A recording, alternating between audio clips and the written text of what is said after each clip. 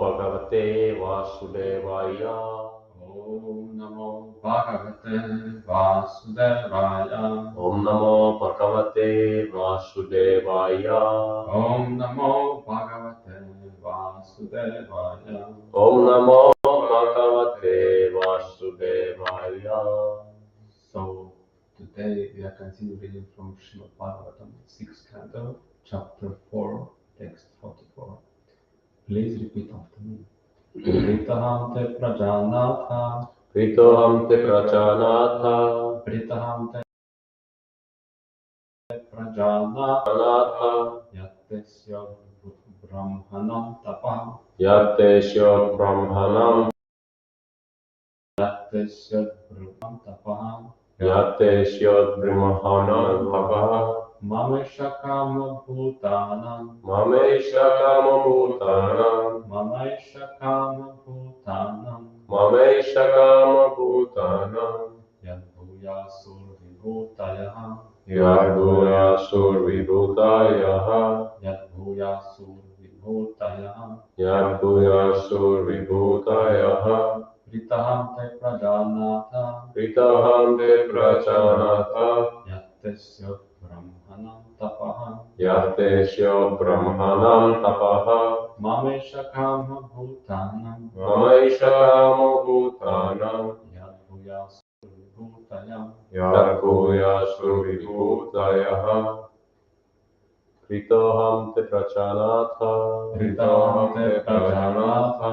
Yatesya Brahmanam Tapaha. Yattesya brahmanam tapaha. Mamesha Kama Bhutanam. Mamesha kama bhutanam. Yadbhuyasur Vibhutayaha. Yadbhuyasur vibhutayaha. Pritaham te prajanatha. Pritaham te prajanatha. Yatesya Brahmanam Tapaha. Yatesya Brahmanam Tapaha. Mamesha Kama Bhutanam. Mamesha Kama Bhutanam. Yadbhuyasur Vibhutayaha. Yadbhuyasur Vibhutayaha. Synonyms, translation and purport, which is given by His Divine Grace of Bhajanavinda Bhaktivedanta Swami Prabhupada. Prabhupada ki, Sure. Pritaham, very much pleased. Very much pleased. Aham, Aham.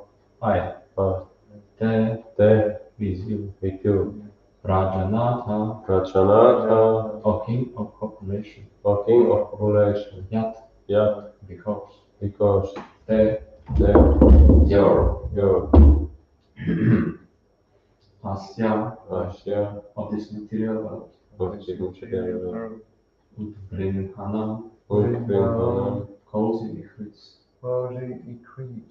Tapaha, austerity. Mama, my. Eshaha, his. Kama, desire. Bhutanam, of the living entity. Yat, which. Bhuya, Bhuyasu, may there be. Vibhutaya, advancement in all respects. Translation. So it's not really long purport today. My dear Prajapati Daksha, you have performed extreme austerities for the welfare and growth of the world. My desire also is that everyone within this world be happy. I'm therefore very pleased with you because you are endeavoring to fulfill my desire for the welfare of the entire world. After every dissolution of the material cosmos, all the living entities take shelter in the body of Karana Vishnu. And when creation takes place again, they come forth from his body in the various species to resume their activities. Why does the creation take place in such a way that the living entities are put into conditioned life to suffer the threefold miseries imposed upon them by the material nature? Here is the Lord says introduction. You desire to benefit all living entities, and that is also my desire. The living entities who come in contact with the material world are meant to be corrected. All the living entities within this material world have revolted against the service of the Lord, and therefore they remain within this material world as ever conditioned, needy and body, taking birth again and again.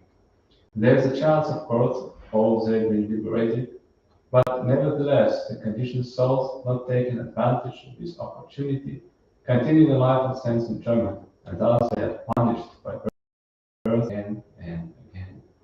This is the law of nature, as Lord says in Bhagavad Gita 7:14.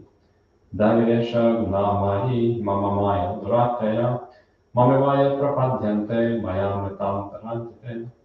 This divine energy of mind, consisting of three modes of material nature, is difficult to overcome, but those who have surrendered unto me can easily cross beyond it. Elsewhere in Bhagavad Gita 15:7, the Lord says, Mamaevam jiva loke jiva bhuta sanatana manashtastrani priyani prakritistani harshati. The living entities in this conditioned world are my eternal fragmental parts. Due to conditioned life, they are struggling very hard with the six senses, which includes the mind. The living entity's struggle for existence within this material world is due to its rebellious nature. Unless a living entity surrenders to Krishna, he must continue this life of struggle. The Krishna consciousness movement is not a fad. It is a bona fide movement intended to promote the welfare of all conditioned souls, but trying to elevate everyone to the platform of Krishna consciousness. If one does not come to this platform, he must continue in material existence perpetually, sometimes in the upper planets and sometimes in the lower planets, as confronted in Chaitanya Charitamrita Mani 21:8. Khabu Swarga Udhaya, Khabu Naraka Dubhaya. The conditioned soul sometimes descends into nations and sometimes gets some relief by being relatively freed from it. This is the life of the conditioned soul. Prajapati Daksha is trying to benefit the conditioned souls by begetting them to give them a life with a chance for liberation. Liberation means surrender to Krishna. If one begets children with the purpose of training them to surrender to Krishna, fatherhood is very good. Similarly, when the spiritual master trains the conditioned souls to become Krishna conscious, his position is successful. If one gives the conditioned souls a chance to become Krishna conscious, all his activities are approved by the Supreme Personality of Godhead, who is extremely pleased, as stated here, Pritaham. Following the examples of the previous acharyas, all the members of the Krishna consciousness movement should try to benefit the conditioned souls by inducing them to become Krishna conscious and giving them all facilities to do so. Such activities constitute real welfare work. By such activities, a preacher or anyone who endeavors to spread Krishna consciousness is recognized by the Supreme Personality of Godhead, as the Lord Himself confirms in Bhagavad Gita 80:68-69. Yaidam paramam guhyam bhaktesha vidhasati bhaktimai param kritva mamivashchita samshayam nachattasma manusyashu karchimya priyavrittama bhavitana chame tasmat anya priyataro bhuvi. For one who explains the supreme secret to the devotees, devotional service is guaranteed, and at the end he will come back to me. There is no servant in this world more dear to me than he, nor will there ever be one more dear. So the verse again. Pritaham te prajanatha yattesya brahmanam tapam mamanshakam bhutanam yatkoyasya vibhutayam. My dear Prajapati Daksha, you have performed extreme activities for the welfare of growth of the world. My desire also is that everyone within this world be happy. I am therefore very pleased with you because you are endeavoring to fulfill my desire for the welfare of the entire world. Om Ajnanatirandasya Yanandana Shalakaya Chakshuru Militam Jena Tasmai Shri Gurave Namaha Shri Chaitanya Manobhishtam Stapitam Yena Bhutale Svayam Rupa Ramayam Dadati Swapadantikam Vandeham Shri Guru Shri Yutapadakalam Shri Guru Vaishnavam Sham Shri Rupam Sagragataham Sahagana Raghunatham Vitam Sajivam Sarvetam Savadhutam Parijana Sahitam Krishna Chaitanya Devam Shri Radha Krishna Padam Sahagana Lalita Shri Shakhamtamscha He Krishna Karuna Sindhu Dina Bandhu Jagatpate Gopesha Vikakanta Radha Kanta Namoshtude Tatta Kanchana Gaurange Radhe Vrindavaneshwari Vrishabhanu Sute Pranamami Hare Priye Panchakalpatarubhyascha Kripa Sindhu Pevacha Patitanam Pavanebhyo Vaishnavebhyo Namo Namaha Jai Shri Krishna Chaitanya Prabhu Nityananda Shri Advaita Gadatana Shri Vasadi Gaura Bhaktavinda Hare Krishna Krishna Krishna Hare Hare Hare Rama Rama Rama Hare Hare.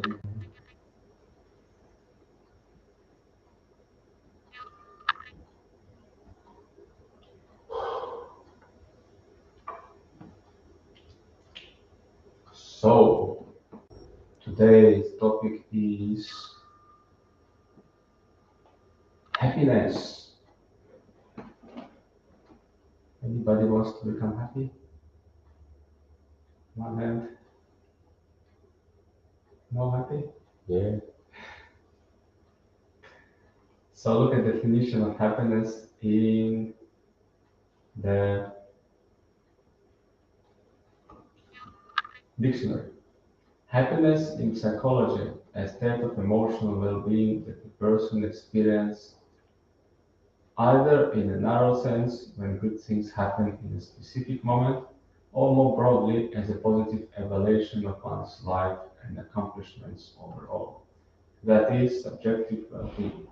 Happiness can be distinguished both from negative emotions such as sadness, fear, and anger, and also from other positive emotions such as affection, excitement, and interest. This emotion often co-occurs with a specific facial expression. It's a smile, isn't it? Yes?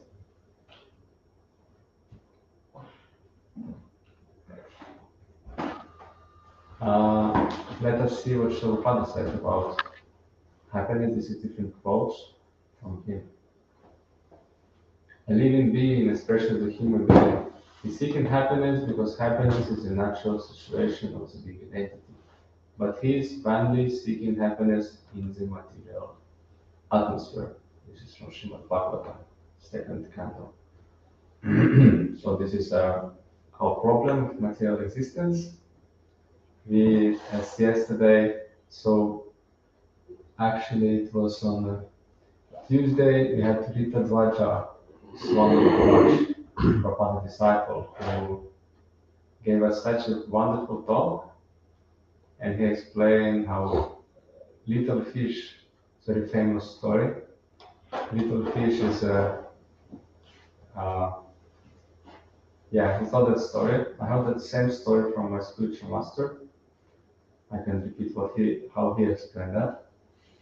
There's a little fish in the ocean, and he's wandering about and going here and there, and once meeting a big fish, and approaching big fish and saying, "Hey, big fish, I want to also become big fish, and I could become happy because everybody respects big fish. I'm a small fish. I want to be big fish." And this big fish says to the small one, "Sorry, it's only this only place for me for one big fish here. If you want to become big fish, I heard there's a lot of space in the land. Why don't you go there?" And this little fish thinking, "Oh, yeah, sounds like a good idea. And then this little fish goes to the land and in search for happiness. And it goes to and sit in one wonderful cafe and drinking its tea and surrounded by friends, but feel no happiness. And then somebody says, to become happy, you have to get education. And when you educate it, you become nice situated. Uh, so little fish goes for many years studying and performing austerities and gradually get his degree. And when he gets his degree, again, somebody tells you, to feel happiness, you have to get employed, you have to find a job and get paid. Then you feel happy. The little fish endeavors to find a job, finally start to get salary, still feel no happiness. Then again, some of the friends of fish tells oh little fish, for happiness you need a family, wife and family and a house. So little fish acquires all of this, again no happiness. Oh yeah, you need to get kids. That little fish gets kids and still like so much austerity, so much work, no happiness. And then one day little fish hears that, to really get happiness out of this world, you have to go to disco. So this little fish dresses up and goes to a Friday night disco, and the name of the disco is Lights of Samsara. And in this disco, fish get intoxicated and finally forgets his miserable material existence. And after remembering the whole journey, he just thinks, maybe I just should go back to the ocean where I've been happy, and I just be small fish, not trying to become big fish out of the water. As Vidadvaja Maharaj explained this week Tuesday. It's our problem. Fish out of the water just cannot be happy outside. So this is our problem, material existence. Another quote of Prabhupada. It is from teachings about Kapila. According to the body, one undergoes distress and happiness. One cannot expect a dog to enjoy the same happiness that the king or rich man enjoys. So there are different happiness according to different species of life. And here what Prabhupada refers to is that when we have animals and we have human beings, different types of human beings. So animals, we know how they get happiness. Anybody can answer? What's the happiness of an animal?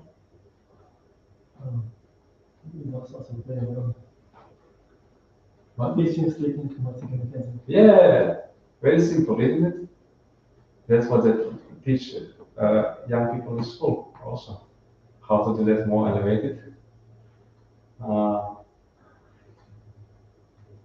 Yeah, Prabhupada here refers to the rich person or a king. So out of the people of the human species, if somebody possesses a lot of for things for sense enjoyment, it's considered he is elevated. But we know this animalistic happiness is not happiness at all. As Prabhupada is quoting in Srimad Bhagavatam, he says, all thoughts of obtaining happiness by using the material senses have a false background and therefore have no meaning. So question to you, then, what is a false background? What is a false background? False background. What is false background? Yeah. Material senses have a false background and therefore have no meaning. It's ego. Really? False background. I don't know. It's related to either the lasting happiness obtained in the material senses, or is it eternal? False Bhagavatam means it's temporary, means we get advertisement of by drinking that sugared water with a special label on, black color, and this very happy person like drinking that, and you think, yes, I also become like that. But the thing is, bottle have particular amount of liquid inside, and when liquid is ended, what happens? Fish. Yeah, I was sleeping. What? I was sleeping. You're sleeping. Okay. Yeah. It's not. So it will be ended. Material happiness means it's always the end. So by sense perception, like whole idea of becoming happy in material sphere is false because it's temporary. That's what we're searching for. There's another quote from Prabhupada. This is from lecture on Srimad Bhagavatam, first canto. God created you to become happy. He's happy. You're part and parcel of Krishna. You should be happy, but you don't accept the way of happiness that is your own. Anybody can cite a verse from Bhagavad Gita about how to become happy? What is the formula Krishna gives? Any idea? In Bhagavad Gita. Yes.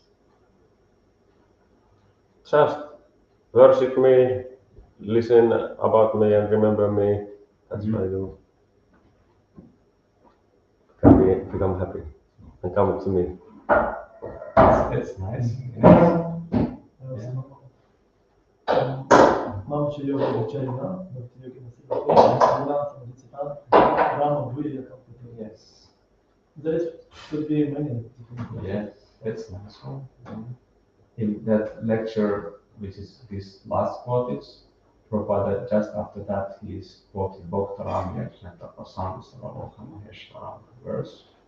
Means when we accept Krishna as the supreme proprietor and supreme enjoyer of all sacrifices. This real peace formula, and is Krishna actually explained without peace, anybody can be happy. It's like a basic necessity to become in this world, that there's a peace situation. As we started this class today, there's a dictionary, I think it from Britannica dictionary, explains that it's positive emotions. And as we know, spiritual life actually is the most positive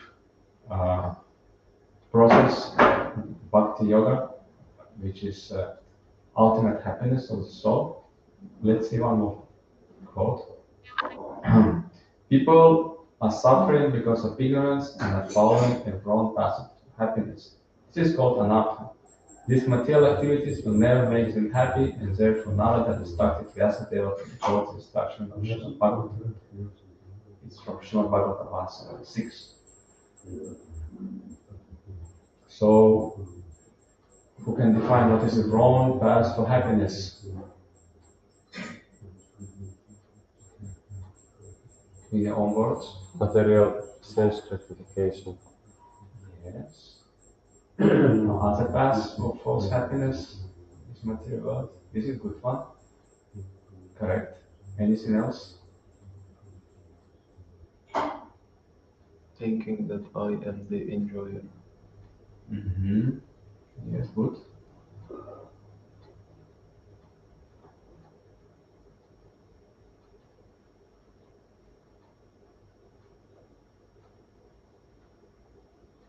It's very easy.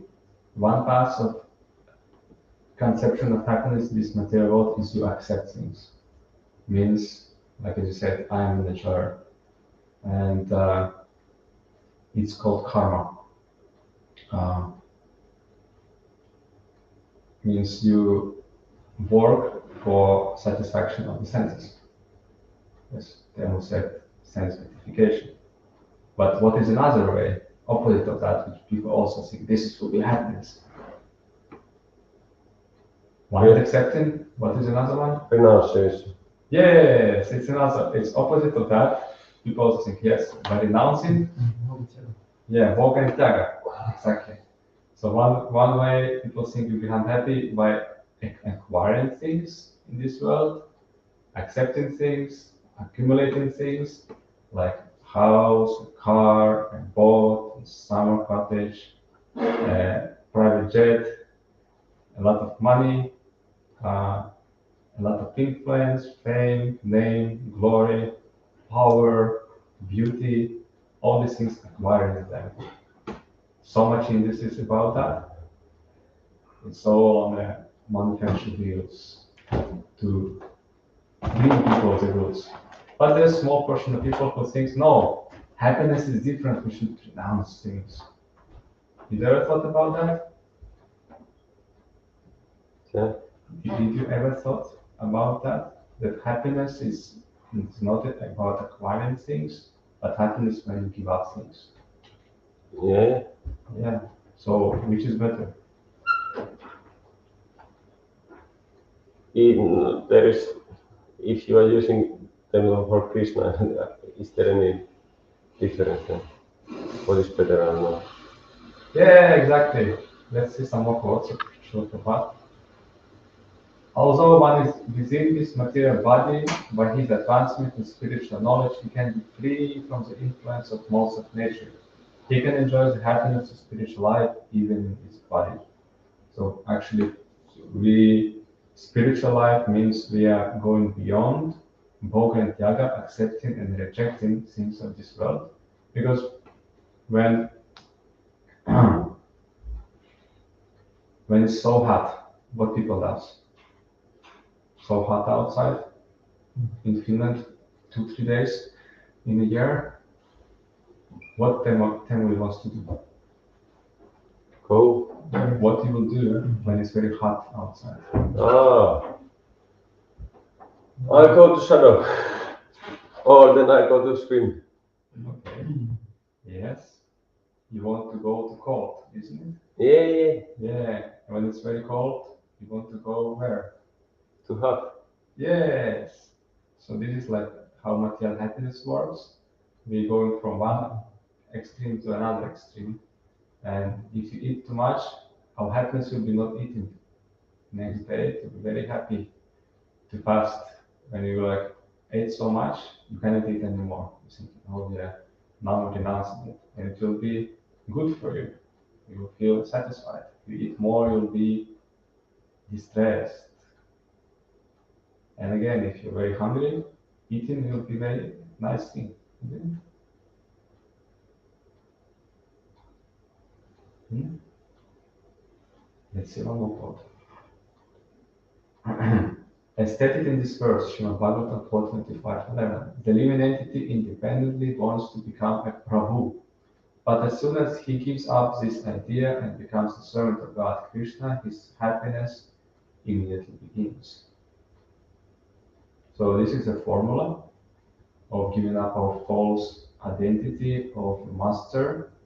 Prabhu means master. Because Krishna is the master. He is referring again to that story, he's a big fish. And we are just small, very tiny small fish, small particle of Krishna. We never become big fish. We may dream of that. We may try. Krishna gives us facilities. Okay, this sandbox, you can play here, kids, and have your own little kingdom. You know, the castles made of sand. You ever did anything like that, Krish? No, no play in childhood. No toys. Yeah, some interesting. Yeah. Like what the small kids does when they have little, like Barbie and a Ken, usually for girls, and for boys there's some cars, isn't it? What do you do with them? Play. Yeah. They play as who? They play the adults. They play adults' life. They imitated what adults does. Kids want to do that also. You ever notice it? Mm. That's what we try to do in this material. Now we are like so-called adults, but we try to imitate the supreme adult person, Krishna, in this world. Let's see one more quote. Everyone is thinking, may my child live happily, or may I get so much money. We do not ask or pray for catastrophes, yet they come without invitation. Similarly, whatever happiness is there for our enjoyment will also come without our asking for it. Teachings of Lord Kapila. What do you think about it? Any thoughts? Is it true? Is it like that? Mm.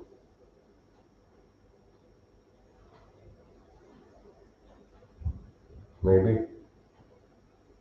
Yeah, like things will happen in this world even we not take any part. Wars will be there, peace will be there, distress will be there, and some material happiness will be there. They will happen. We are not supreme controllers of that. So it's all happen in this world, and we can identify with it and demand more, or we can just accept whatever happens at the mercy of the Lord. Let's see one more quote. Everyone should be unhappy to see others in distress and happy to see others happy. One should feel the happiness and distress of others on this basis as his own. It is non-violence is established.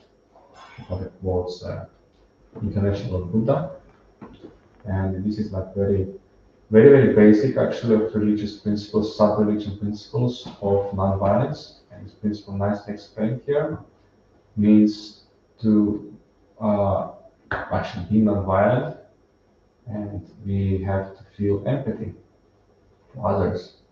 It's actually funny once Radhanath Swami said, when devotees see somebody is happy in this world, devotee is unhappy.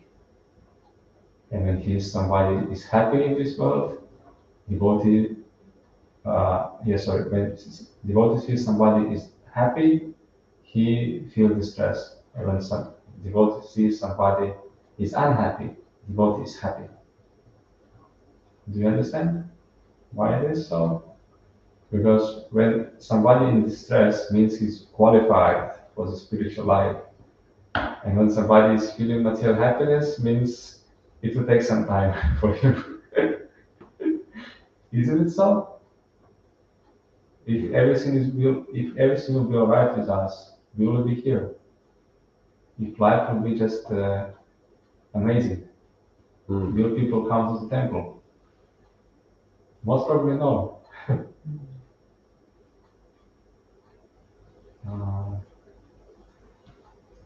Next, I'm going to show you one. It is from this latest edition of Bhagavad Gita, Ascending Stages of Yoga. We'll finish with that and just quickly go on these stages, and then we'll have time for questions. So in the, can you see it? It's in the down portion of that, it's animal life. And basically what we spoke about happiness of animals and materialistic people, it's there. Means you acquire things for the senses, accepting and rejecting things for the senses, which is beneficial at the moment, you become happy. You feel some sort of happiness, which is no happiness at all because it's temporary. But next, it's interesting. It's transition when we, like you see on the right portion here, it's written small text, interested in satisfying material desires, and it's you see the this how called line going down. The direction of that is going down. Means it's degraded. But to go up from animal life we go to Karma Kanda.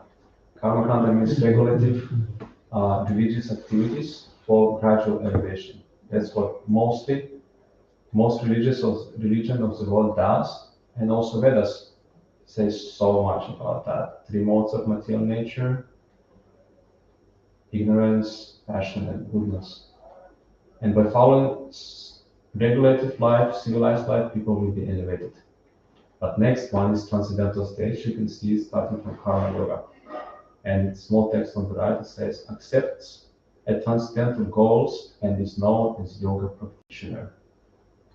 Who can define what is Karma Yoga means? Ken?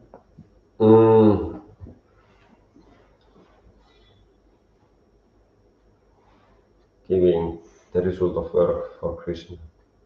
Yes, very nice. And then small text says, passion to goodness / increased knowledge and detachment. So what is Jnana Yoga? Anybody wants to describe?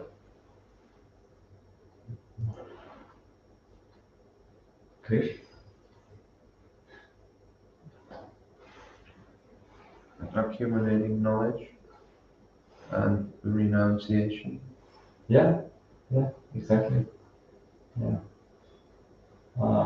Working is like another thing. This analytical study of this material world and understanding the truth, which brings us to higher realms.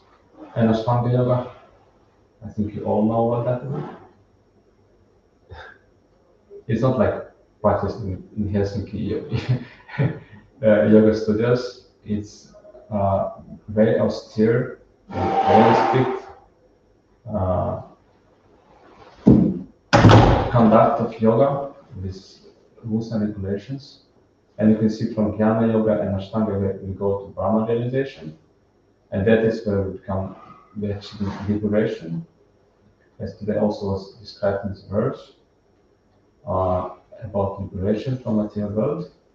Anybody remembers what Shilpada said in today's word? What was there? Liberation means serving Krishna. That's what Prabhupada said.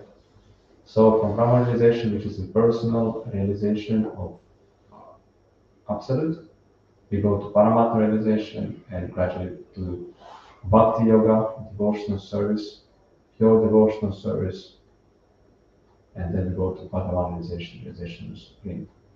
And all these stages that we see here, it actually is increasing happiness. Higher you go, higher happiness you feel, and from very animalistic, there's different words for happiness in Sanskrit language. Material happiness, material suffering is called dukkha, but material happiness is called sukha. But when it refers to happiness of Brahmananda, that's what Ananda is. It means bliss, which means it's have a constant nature. It's not going away, and the nature of spirit is ever increasing, so it's always increasing, and nature of the matter is decreasing, so it's always decreasing. Sometimes it's like this, up, then it's going down. That's mostly how it goes. But since our time is limited here, and we're not anymore 16s, is anybody 16 years old? No? I'm just confirming. So it means we're all dying. Because till 16 years you are growing, and then 16 years old, for a few moments you are a young person, considered young, but after that you basically just aging. And after 10, 20 years, 30 years, Everything finished. yeah, we'll be finished. So, and let's see the last quote. Pure living entity feels happiness by the happiness of the Supreme Lord. Such super feelings were exhibited by the damsels of Rajabhumi for the happiness of the Lord. This is highest refers to spiritual happiness. Highest platform of that is completely 100% working for the satisfaction of the Lord, and that is our highest meditation. In Krishna consciousness, we want to follow in the footsteps of the servants of the servants of the servants of the gopis, most dear servants of Krishna, and it's his highest happiness, and of course it's most demanded thing. So there's always price for this. So total surrender means total happiness. Hare Krishna. So any comments, reflections, criticism? Criticism. Yes. Can you go one step back? Yes. You mean here? Once close? No, no, no. You mean ascend the stage of yoga? Okay, let me go there. Give me a sec. You mean, okay. You must. You mean, Nyt se kuva, mikä meillä oli vasta. Niin. I don't know.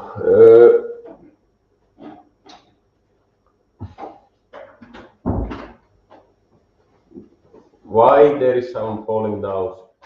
Like if someone goes up to Brahma realization, Paramatma realization, and Bhakti yoga, even there is some gurus and like this, they have still some impurity in their heart, and then they fall down. So.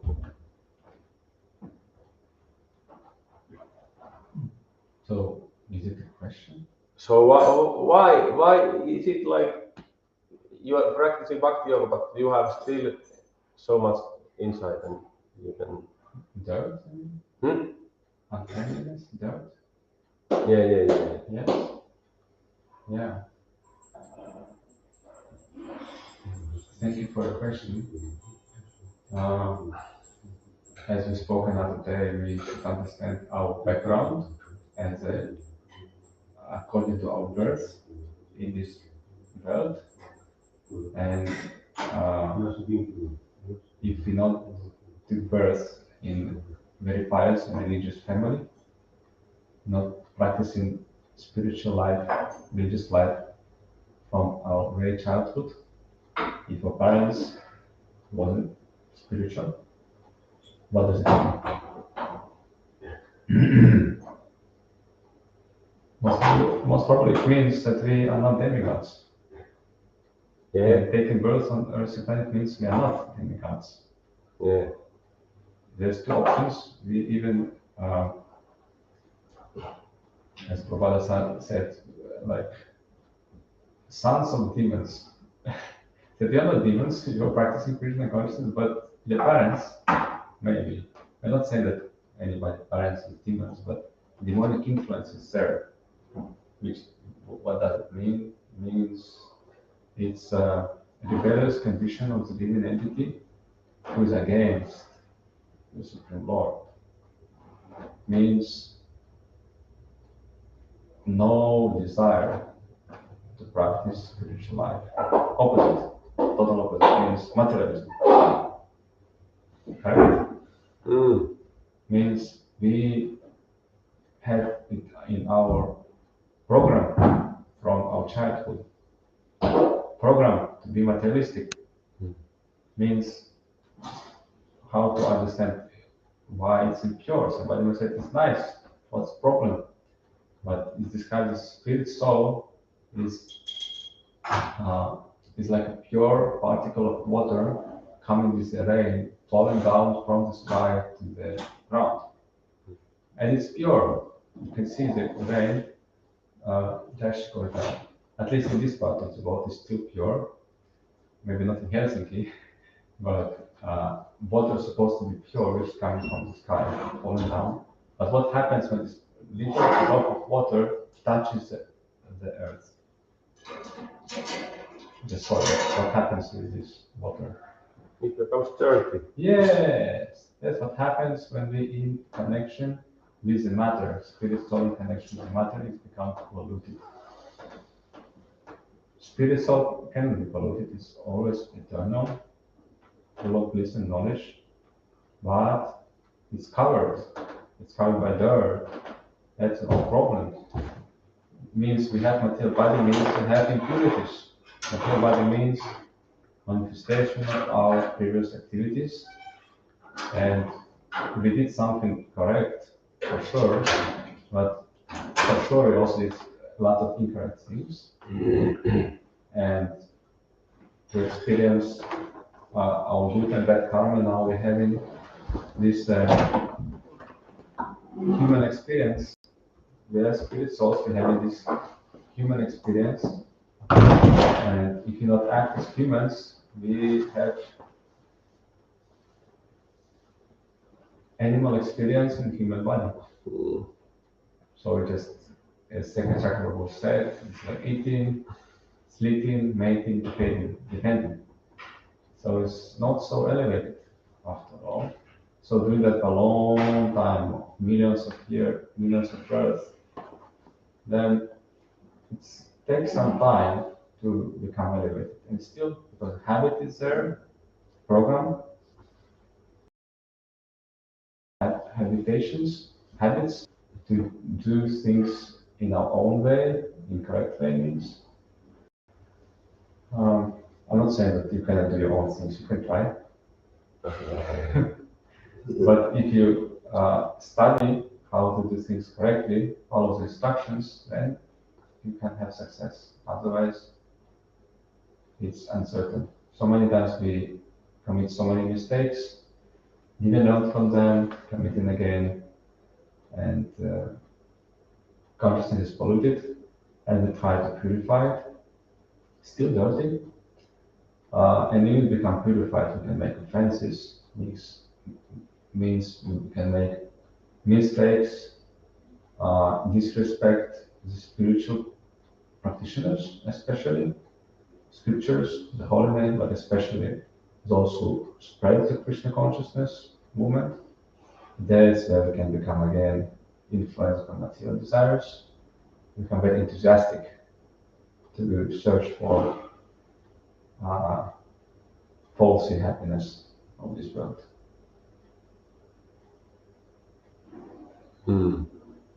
Is it answering your question?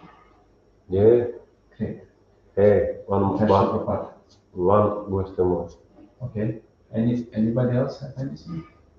Yeah, let's Krish ask. Okay.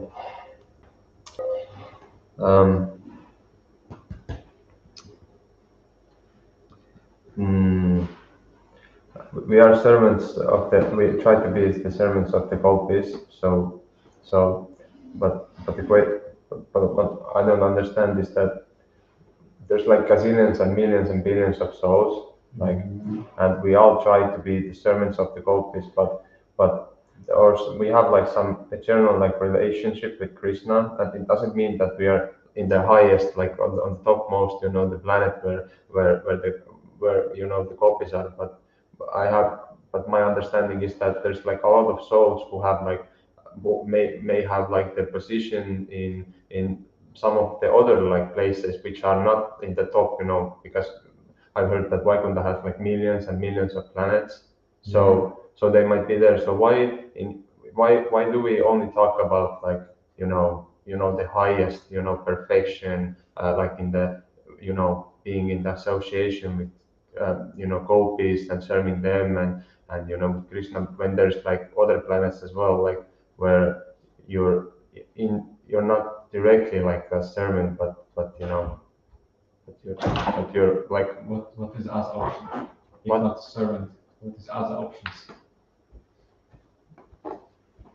no, but you are a servant, of course, but not in like a servant. Like, what does it mean to be a servant of the gopis?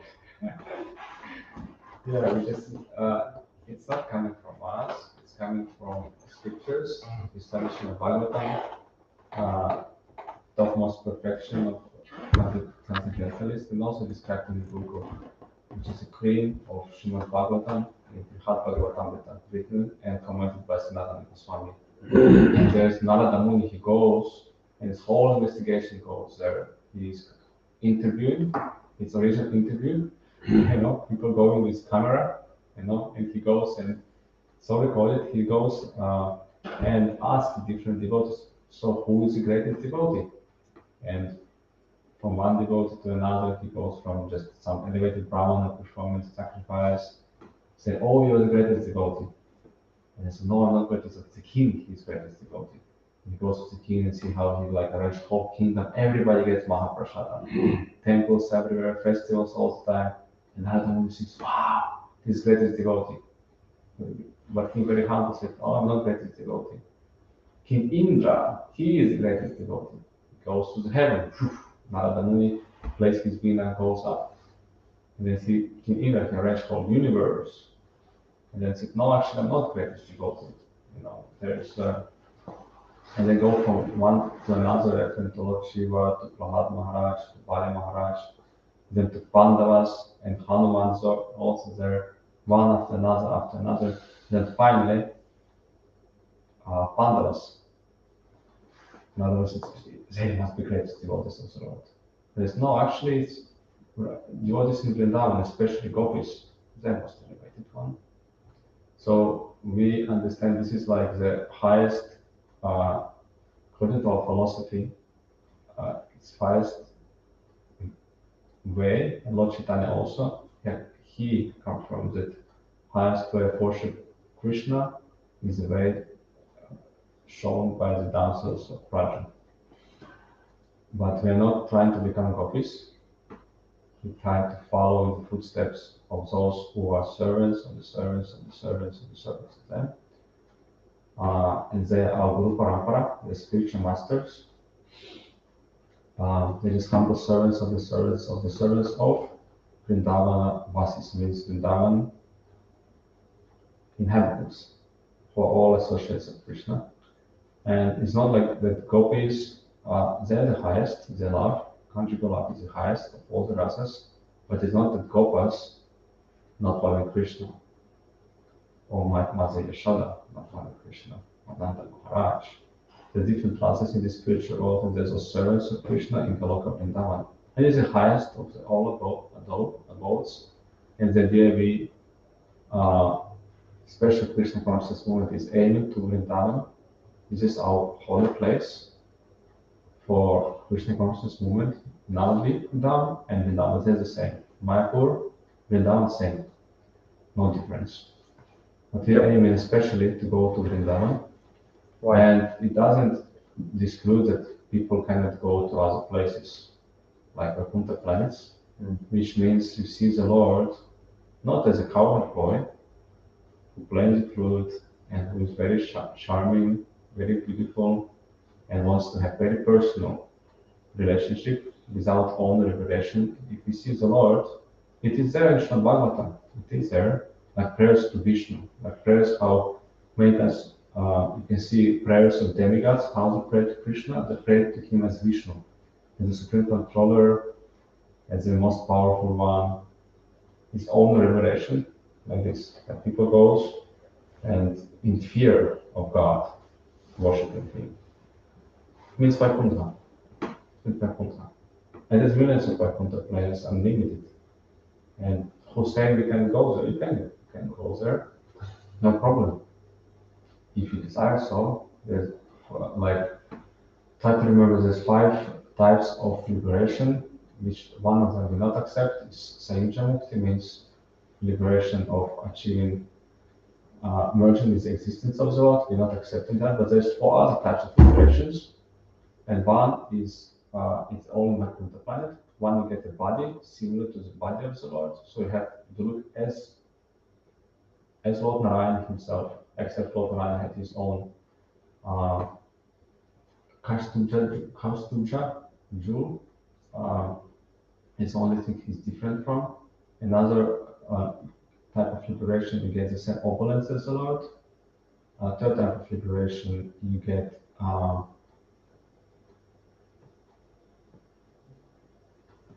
I don't remember, there's 2 more. but they all related it again to place at Vaikuntha, even opulences of body or position as the Lord, but they are not the Lord still. But in Vaikuntha times, they're all eliminated there. They're all unique, but they're all looking as a four-handed form of Narayana. And they have their families, they have their places, they live in their life, but they all worshiping the Lord as a supreme king. So this is like Vaikuntha rasa. And in Krishna consciousness, we attracted to the place when Krishna is very accessible. Because in Vaikuntha, you go to the palace of Narayana and you have specific protocol, how you follow it. You have to enter at the temple. It's like a temple. You come at a certain time and you recite certain prayers, like we do every day here.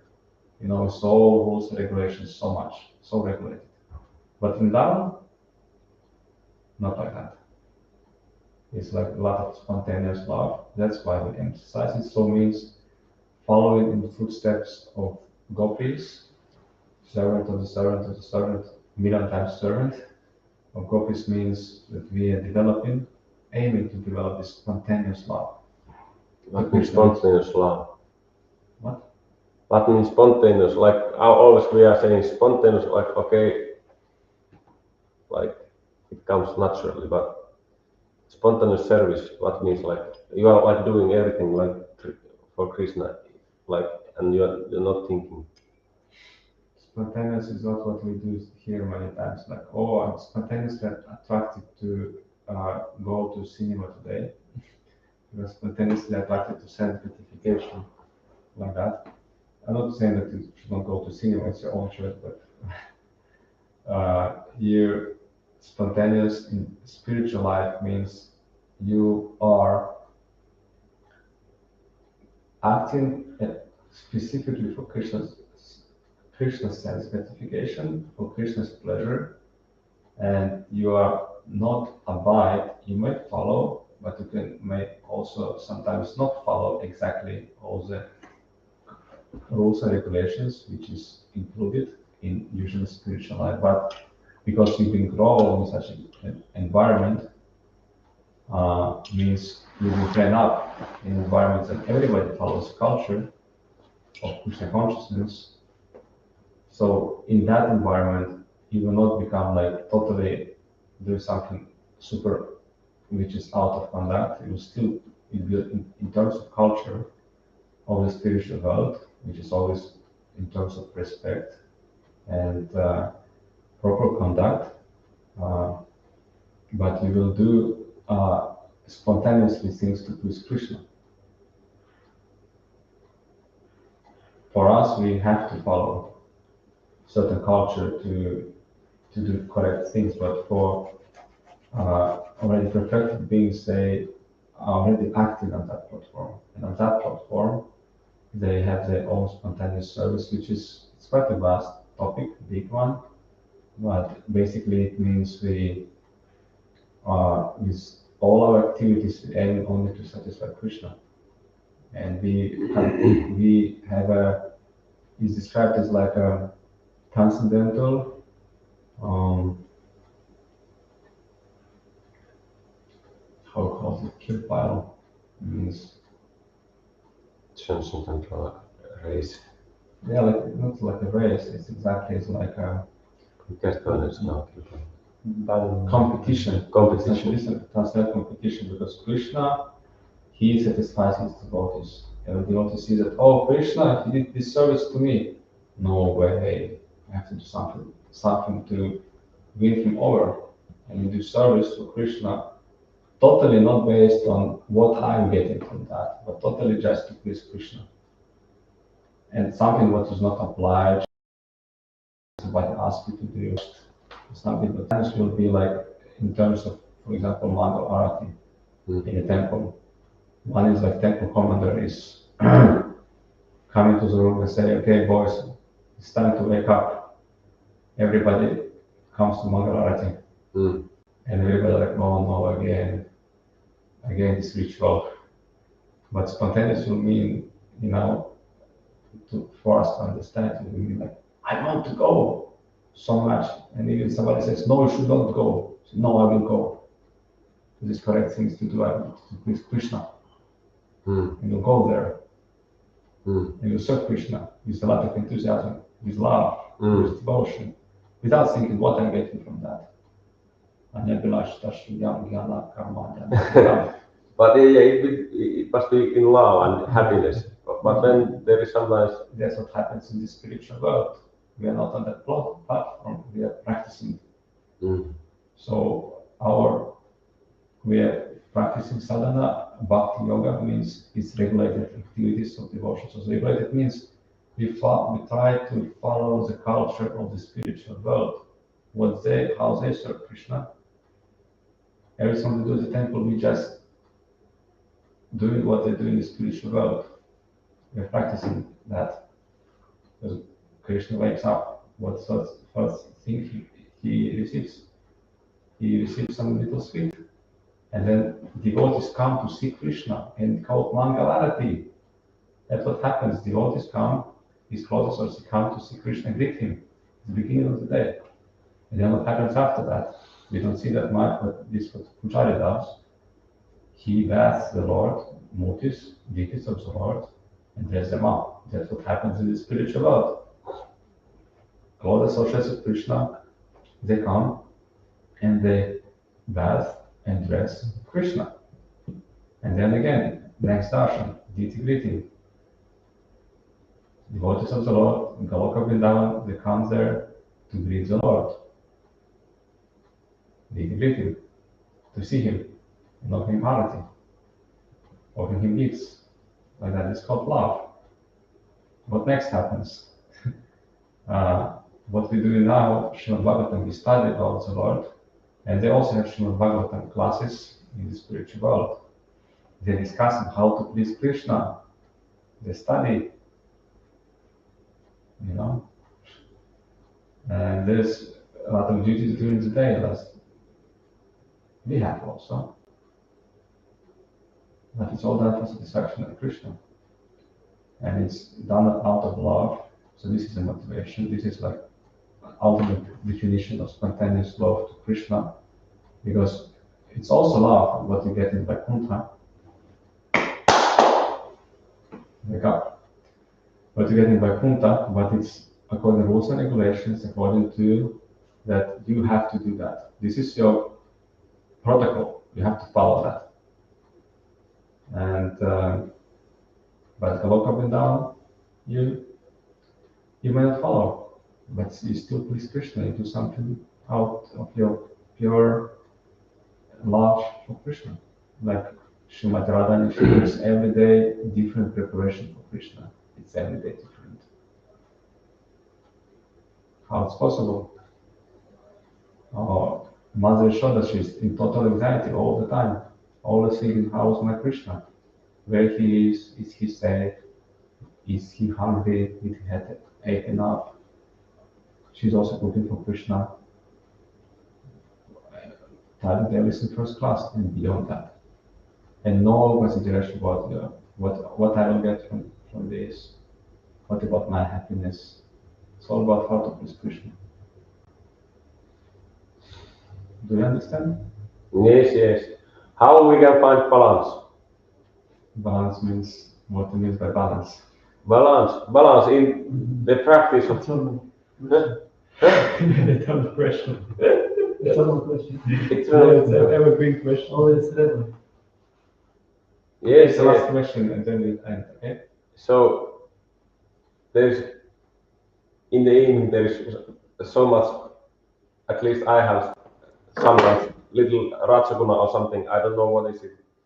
Tamaguna and Rajaguna, and then I just do, and I think that this is pleasing of Krishna, and Krishna wants me that I do this so nicely and like this and that and that, this and this and this and this and this and even this and this and this and this and this. But actually I'm suffering, but it's like anartha or something, or is it, or what I should do? So in your particular case, you want to know balancing, finding how to go to sleep at the time and not to start a new projects at 10 p.m. in the evening? Is that the Yes, question? yes, Yes. even 9 o'clock or something. Yeah. What we should do, Prabhupada say that devotees should, in one lecture, 4 or 5 or 6 hours sleep, but then there is, You sleep as long as you need. If you need to sleep 8 hours to be Krishna conscious, sleep 8 hours. mm, Prabhupada said different instructions to different people.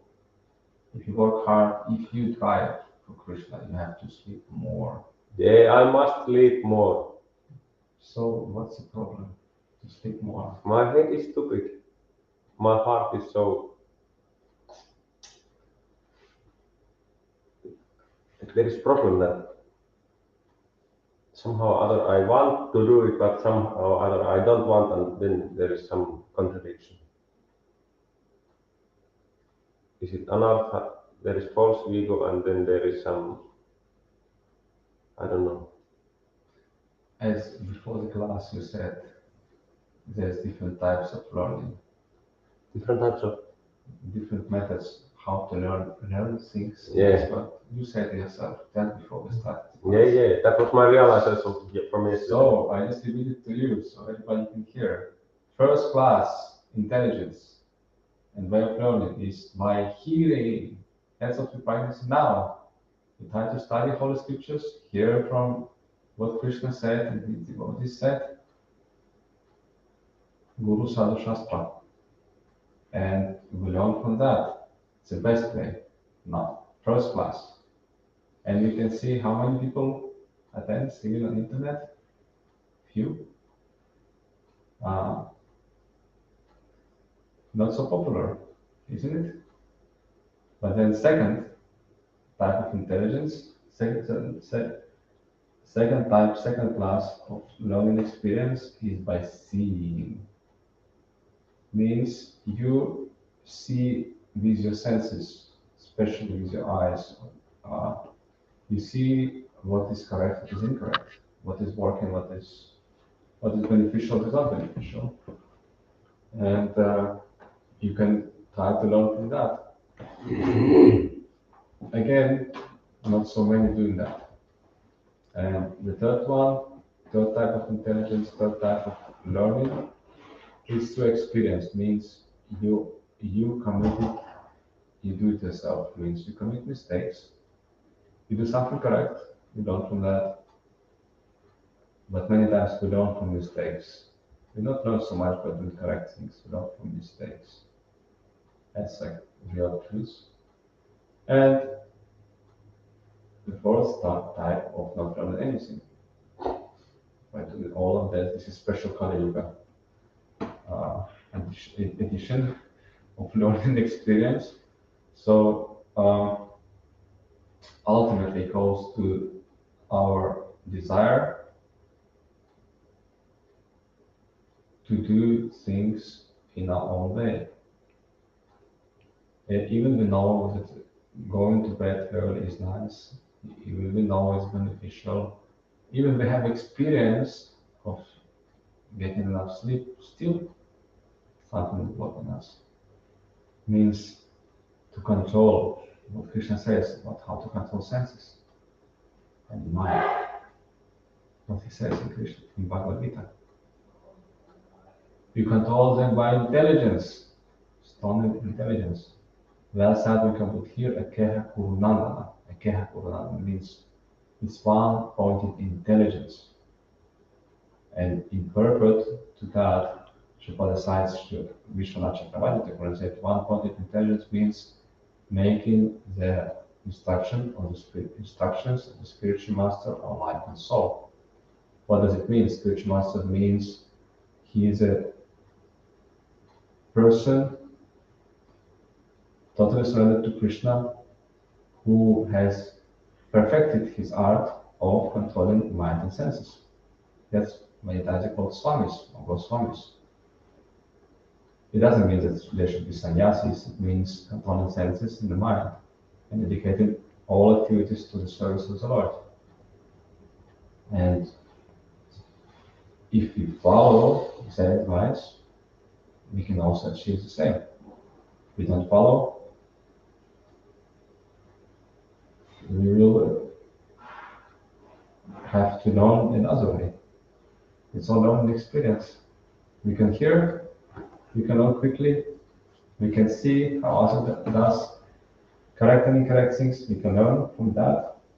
Very good way of learning. But then experience. So if you didn't know the lesson, what does it mean? We have to have more experience. Is it making sense? Do you understand? So if we want to become balanced, means we have to make a decision and follow discipline. To achieve anything in this world, we need austerity. Austerity means discipline. And disciple means discipline. We all try to become disciples of our spiritual masters, so we need discipline. Okay? You'll be fine. Yes. Haribo, Hare Krishna. There's Helikanda said, let's quickly answer that. Itsen on just 9 kärsimystä. Vanligaste powers all are not tunteinen. Yes. Very good question. Thank you very much, Heli. Sorry for taking so long to answer. It is not just a question.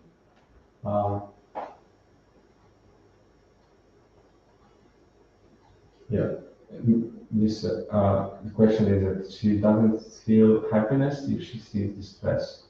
More natural would be to have compassion. Yes, this is the whole thing. To develop empathy and compassion means we cannot imitate great souls and be always transcendental to the things of this world. But actually, if we are spiritually elevated, we really tasting something higher, it's tasting spiritual bliss, spiritual happiness, we'll have naturally, it includes empathy, it includes compassion. We'll try to, and we not only feel that somebody else suffering, but we want to help. Real compassion means to do something. And that's why Shukpal sacrificed so much, because he felt so much compassion, because he had so much love, so much happiness. So he made all the efforts, and he desired that we all become happy. That's why we have Krishna consciousness movement. He started it all, and all these books, giving us the culture of the spiritual what we can follow here in the West, in our present condition, and become ultimately very, very happy, spiritually happy, very satisfied. And the test of did we make any advancement in spiritual life means, do I want to share it? Or do I want to take it for myself only? If you really make advancement means you become full with ecstasy and you want to share with others. It's natural. It's very, very natural. Like if you taste nice food, it will be like quite like strange if you eat it on your own. Like you're going to have pizza party next week. So the idea is to share, not to just eat it on your own. So, but how much happiness is there? How much joy? But if you share with others, especially those in need, that's where you can really find deep satisfaction and happiness. That's what spiritual practitioner does all the time. They dedicate their life to spread the knowledge of the soul, of God, of devotional service. And it really gives life a meaning. Hare Krishna. Thank you so much. Srimad Bhagavatam ki. Cha. Happiness in Krishna consciousness ki. Cha.